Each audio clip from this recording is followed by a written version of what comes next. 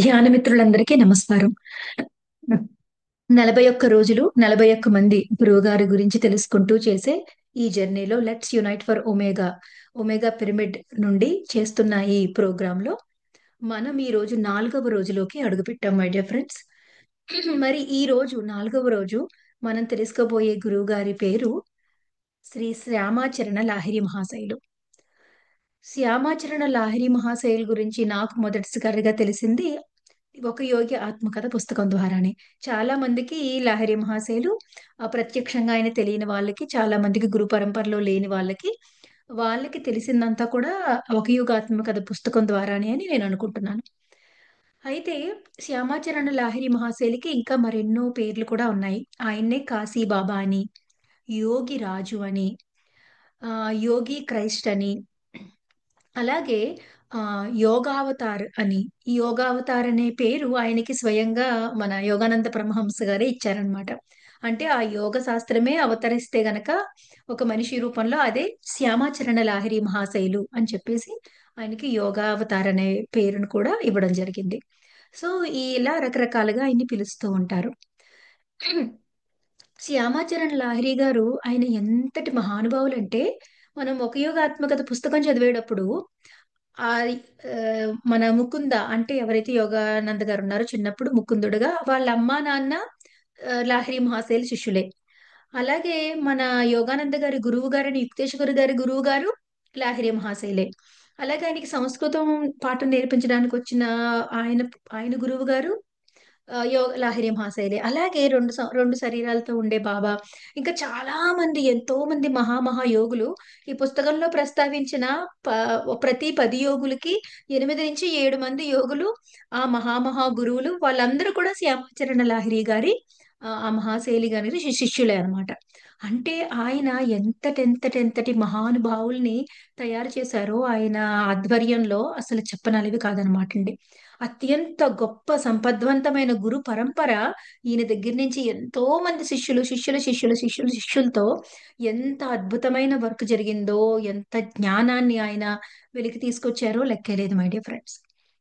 మరి శ్యామాచరణ లాహిరి మహాశైలు గురించి కొన్ని విశేషాలు ఇప్పుడు తెలుసుకుందాం. ఆయన సెప్టెంబర్ 30, 1828లో బెంగాల్లోని గుర్ని అనే గ్రామంలో జన్మించారు. ఆయన ఒక బ్రాహ్మణ కుటుంబంలో పుట్టారండి. వాళ్ళ ఇల్లు ఎక్కడుండేదంటే ఒక నదీ తీరంలో వాళ్ళ ఇల్లు ఉండేదన్నమాట. చిన్నప్పటి నుంచి కూడా ఆయన ఎక్కువగా పద్మాసనం వేసుకుని కూర్చునేవారట ఎవరో చెప్పకుండానే. వాళ్ళ అమ్మగారు కూర్చుని అలా శివ పూజ చేసుకుంటున్నా, లేకుంటే ఏదన్నా సాధన చేసుకుంటున్నా, ఆళ్ళ అమ్మగారు ఒళ్ళోనే కూర్చుని ఆయన పద్మాసనం వేసుకుని, ఆ కళ్ళు మూసుకుని అలా ఎంతసేపున్నా ఉండేవారట. ఆవిడ పని చేసుకుంటూ ఆ నది ఒడ్డున ఆయన్ని విడిచిపెడితే, ఆ మొత్తం ఒళ్ళంతా ఇసుక రాసుకుని, మొత్తం మట్టి, ఇసుక పూసేసుకుని ఒళ్ళంతా పద్మాసనం వేసుకుని ఆ ఎండలో అలా కూర్చునేవారట. అలా ఆయన బాల్యంలో ఇదంతా కూడా చూసి ఏదో దివ్య శిశువు అన్నట్టుగా అనిపించేదన్నమాట. అయితే తర్వాత నది ఒడ్డునే వాళ్ళ ఇల్లు ఉండడం వల్ల ఒకసారి వరదలొచ్చినప్పుడు వాళ్ళ ఇల్లంతా కూడా మునిగిపోతుంది. అలా మునిగిపోయినప్పుడు శ్యామాచరణ్ లాహిరి గారి తండ్రి గారు గౌరమోహన్ గారు ఆయన ఏం చేస్తారంటే మొత్తం వీళ్ళ ఫ్యామిలీని అంతటిని తీసుకెళ్లి కాశీలోకి షిఫ్ట్ చేస్తారనమాట అండి. కాశీలోకి వెళ్ళిన తర్వాత అక్కడ శ్యామాచరణ లాహిరి గారి విద్యాభ్యాసం మొదలైంది.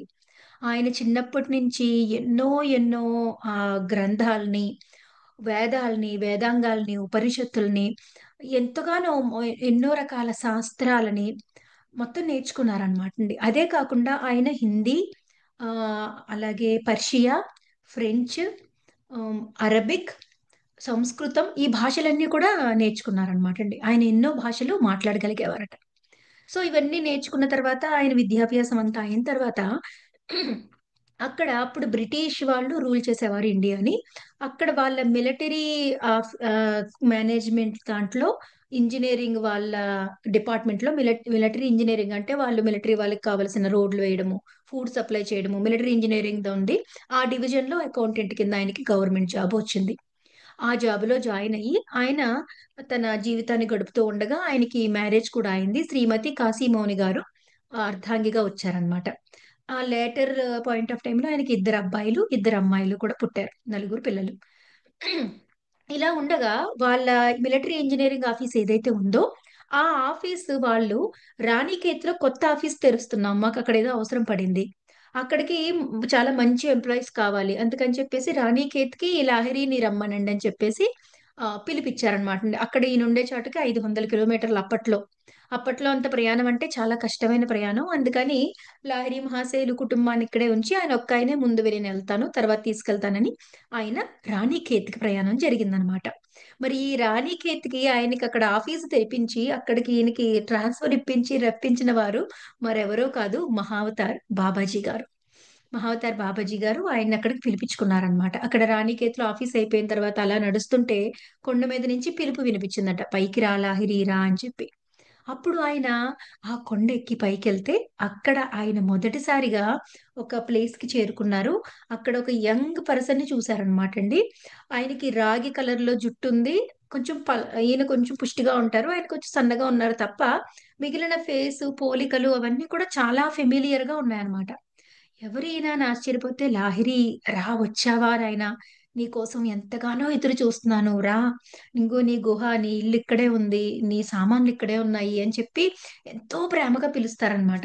ఇక లాహిరి గారికి ఏమి అర్థం కాదు. ఈయన ఏం చెప్తున్నారు? ఏంటి నా ఇల్లు అంటున్నారేంటి అంటే, "నేను చాలా దూరం వచ్చానండి. చీకటి పడిపోయింది. నాకు రేపు ఆఫీస్ ఉంది. నేను వెళ్ళిపోవాలి" అంటారనమాట. అంటే నీకు ఆఫీస్ ఇక్కడికొచ్చిందే నీకోసం. అంతేగాని ఆఫీస్ కోసం నువ్వు రాలేదు అని చెప్తారనమాట. అంటే నాకర్థం కాలేదు అని అర్థం కాలేదు అంటారు. అంటే మీ ఆఫీసరు బుర్రలో ఇక్కడ ఆఫీస్ తెరవాలని, అక్కడికి నిన్ను తీసుకురావాలనే ఆలోచన ప్రవేశపెట్టిందే నేను. నిన్ను నేను కలవడం కోసం, ఇక్కడికి పిలిపించుకోవడం కోసం అంటారనమాట. అంటే అప్పటికి లాహిరి మహాశయులకి అర్థం కాకపోవడంతో అప్పుడు నుదుటి మీద తాకుతారు. అలా తాకంగానే ఆయన ఆ గత జన్మలన్నీ జ్ఞాపకం వచ్చి ఇంకా ఆనంద పారవస్యంతో ఆ కన్నీళ్లు ధారలు ధారలుగా కారుతూ ఆయన పాదాల మీద బాబాజీ గారి పాదాల మీద పడిపోతారనమాట. పడిపోతే అప్పుడు బాబాజీ గారు చెప్తారనమాట. "నేను నీ కోసం ఎంతలా నా హృదయం ఎదురు చూస్తుందో తెలుసా నాయనా? నువ్వు నీ తల్లి గర్భంలో ఉన్నప్పుడు నేను పక్కనే ఉన్నాను. పక్కనే ఉండి నువ్వు లోపల ఎలా పెరుగుతున్నావో చూస్తున్నాను.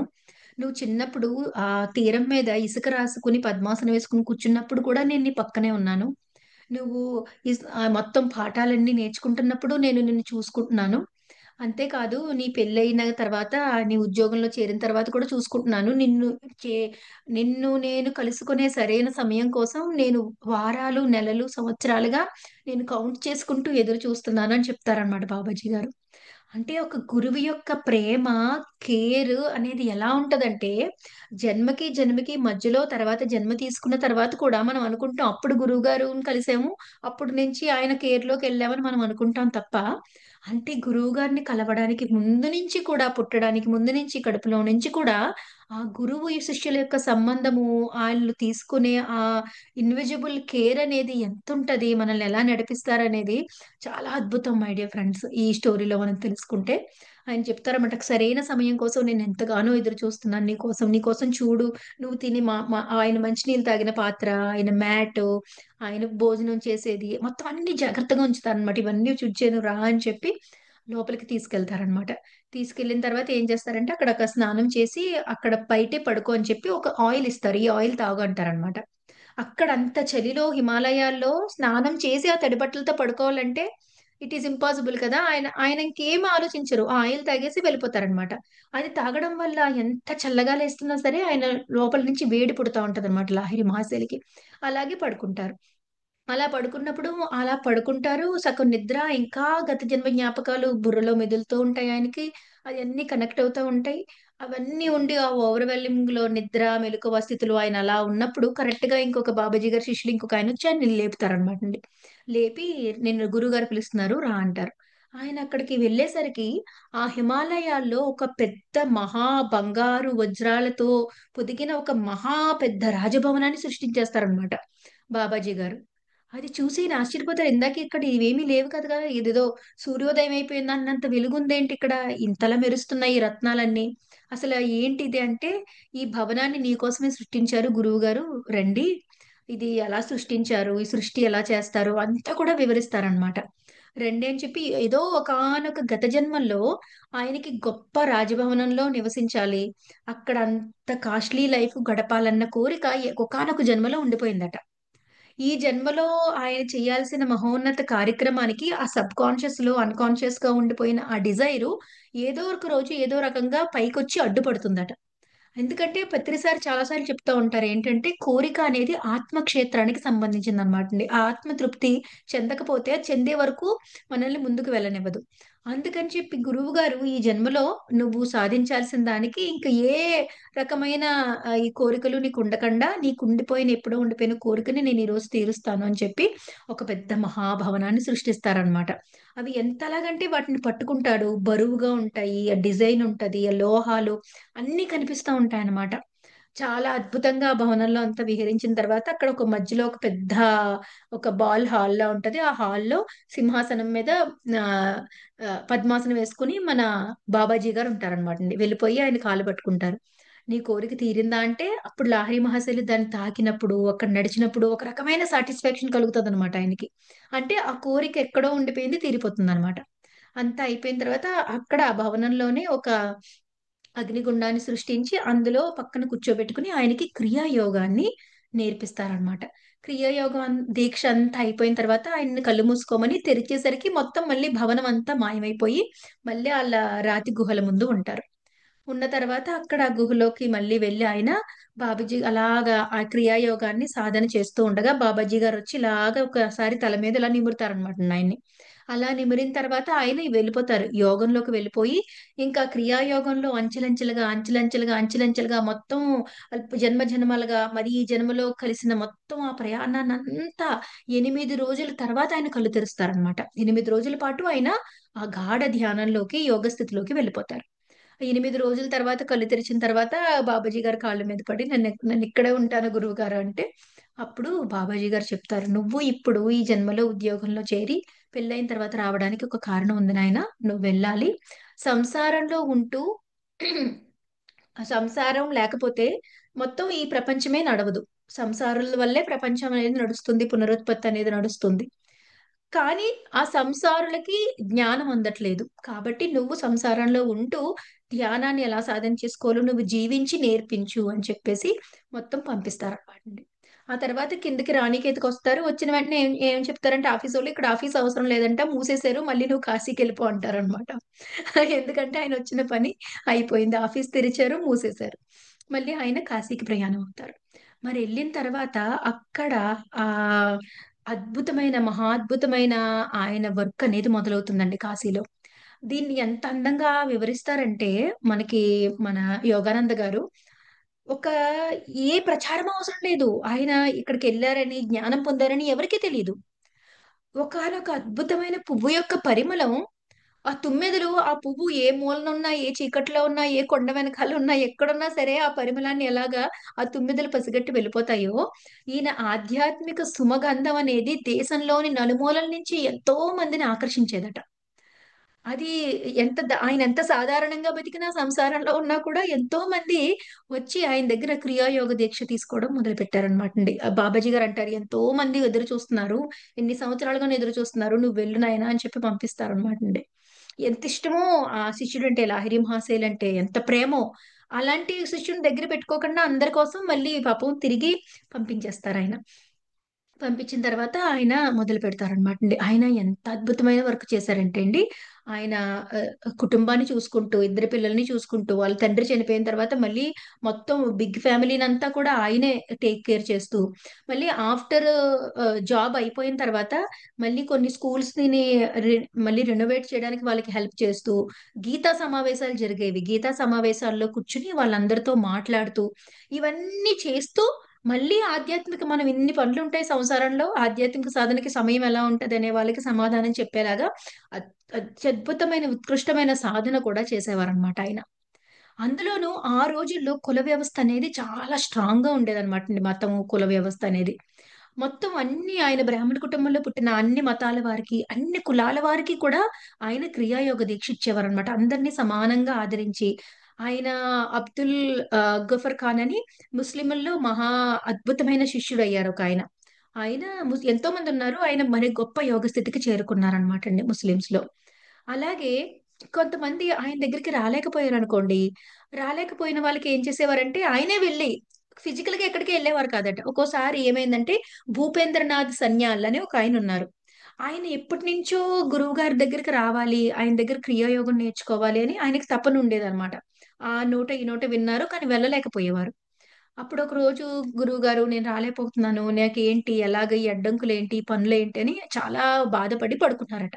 పడుకుంటే లాహిరి మహాశయులు కల్లోకెళ్ళి కల్లో క్రియాయోగం బోధించి వచ్చేసారట. ఆయన లెగిసి సాధన చేసుకోవడం మొదలు పెట్టారు. తర్వాత కొన్ని నెలలకి వచ్చారటండి కాశీ. వస్తే అప్పుడు నాకు క్రియాయోగ దీక్ష ఇవ్వండి అంటే, నీకు ఆల్రెడీ కళ్ళు ఇచ్చాను కదా, సాధన చేస్తున్నావు కదా, మళ్ళీ అడుగుతావేంటి అని అడిగారట. అలాగా కొంతమంది శిష్యులు ఏం చేసేవారంటే, మీరు ఇంత గొప్ప గురువు గారు, మీరు అసలు ఏమి బయటికి రావట్లేదు, స్పీచ్లు ఇవ్వట్లేదు, పెద్ద పెద్ద సమావేశాలు ఒక సభలు ఏవి నడపట్లేదు. మీరు చెప్పే టీచింగ్స్ అన్ని నేను ప్రచురిస్తాను, అది చేస్తాను, ఇది చేస్తాను అని చెప్పేసి ఆ ప్రచారానికి ఎవరైనా వచ్చినా సరే ఎవరిని ఒప్పుకునేవారు కాదటండి. ఈ ఆ యోగ సుమగంధం అనేది సహజంగానే వ్యాపించాలి నాయన, ఇంకేమి చెయ్యొద్దు అని చెప్పేవారట. అంతేకాదు, ఎప్పుడైనా ఎవరైనా మీ గురించి ఎక్కడ చెప్పాలి, మీ గురించి ఇక్కడ చెప్పాలి అంటే ఆయన ఒక మాట అనేవారట. సూర్యుడు ఉదయించినట్టు ప్రత్యేకించి మళ్ళీ డప్పు కొట్టి చాటక్కర్లేదు, కళ్ళున్న వాళ్ళ ప్రతి ఒక్కరికి కనిపిస్తది సూర్యుడు ఉదయించినట్టు అని చెప్పేవారట. అంతే కదా. ఆ సూర్యుడు ఉదయించినట్టు మళ్ళీ డప్పు కొట్టి చాటాల్సిన పనే ఉంది చెప్పండి.